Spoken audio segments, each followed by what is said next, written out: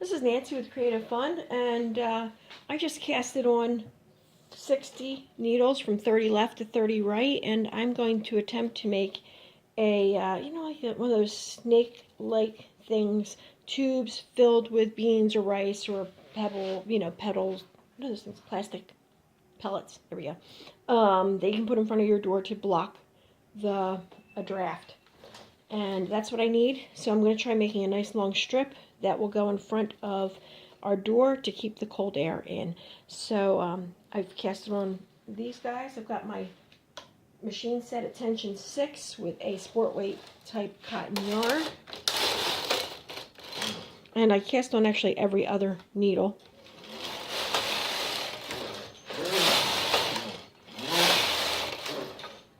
And I am using every needle. Every needle is in work. I did an ewrap every other needle because this isn't really crucial. All right, and now I'm just going to start knitting.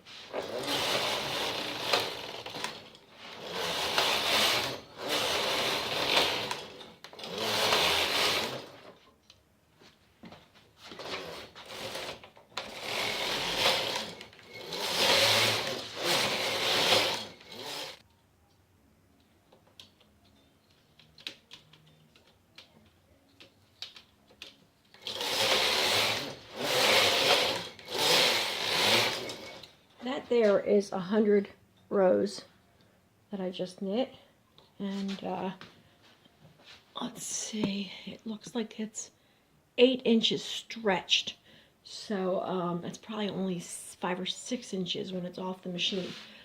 So if I need 30 inches and or 36 inches, and this is about 6, I need about 600 rows. So I'm going to keep knitting until I get way up there. All right, and I'll bring it back every once in a while. Notice how I'm moving my weights up as we go. All right, I'm at row 200. Here it is hanging on the machine. So it's a little bit more than halfway to the floor, and I'm going to keep going.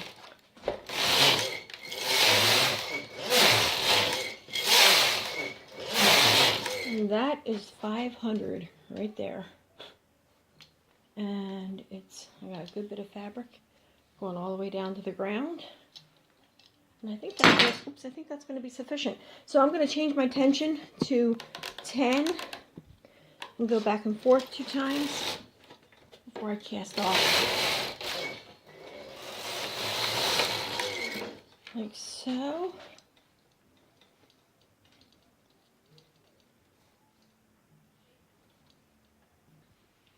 All right, I'm trying to think of the easiest way to get this off the machine, and in my opinion, it's going to be, since this is going to form a tube and I want it gathered, I'm just going to take a piece of cotton yarn and put it through one of these double eye hooks like so, and I'm going to go through, and we'll push these out. A faster way to do this, and that is to take the needle and this needle, and go in on the right hand side of the next few stitches and stick them on the needle. So I'm just going across, grabbing the right side of each one, kind of like weaving in and out, like so, and then see how that looks, and then pull through. And that gets a bunch of them done at once. You can then just keep going like that, or you can push these out and then push them back, and they release, and they're off the machine, and do the next set, like so.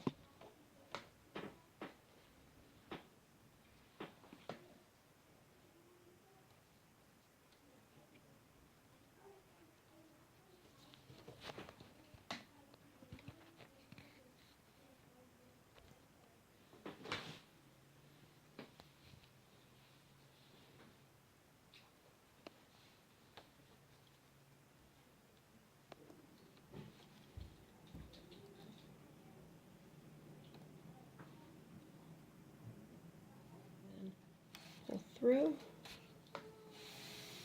like so, and Push the needles out and in. All right, let me finish this up and I'll bring you back.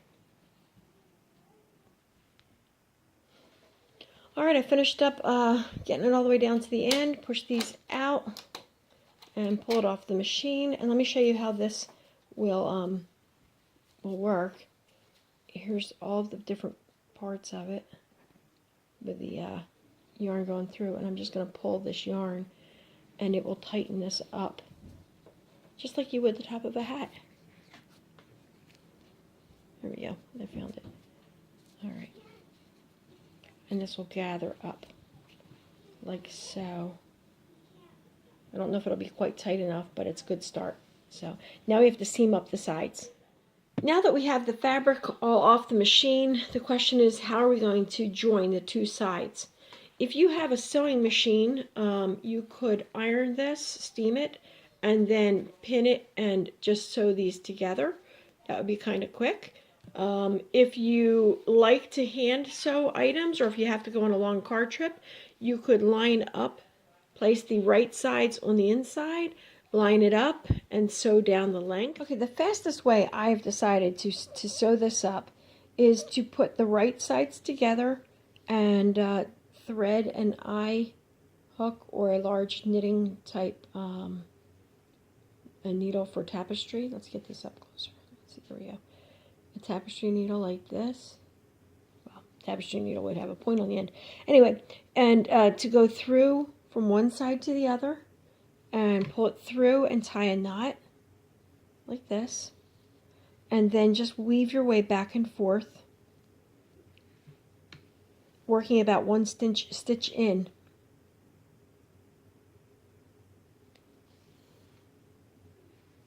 And sewing the whole way down.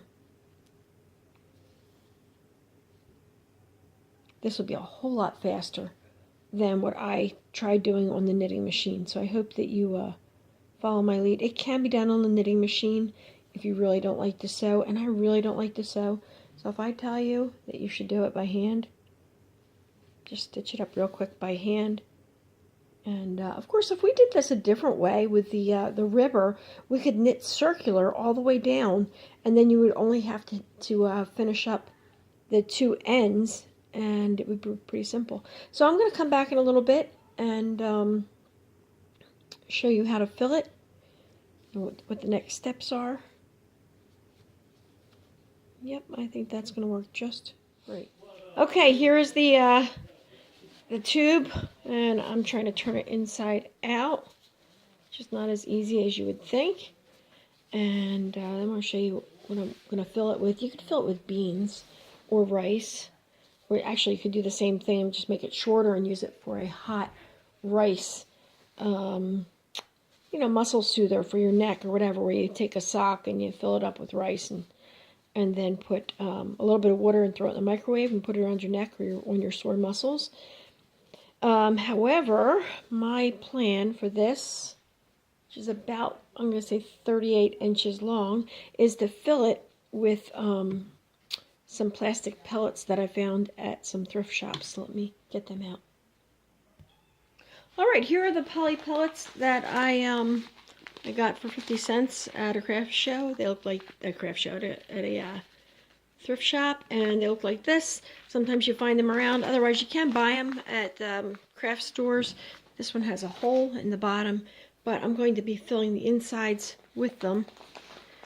Open up my bag a little bit more and see if I can pour this in.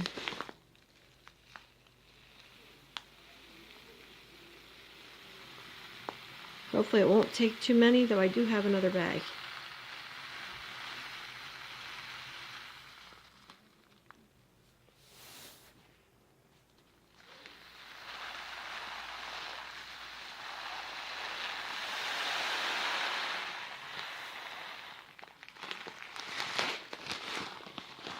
Alright, I'll finish filling this up and show you what we got.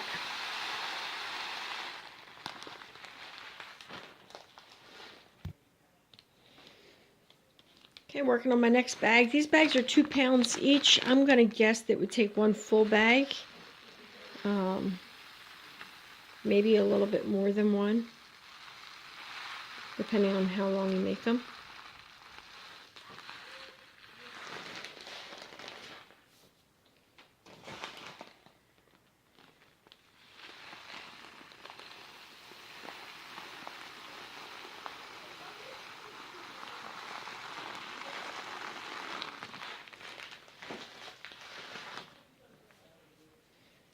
That is looking really good. Also make a great toy.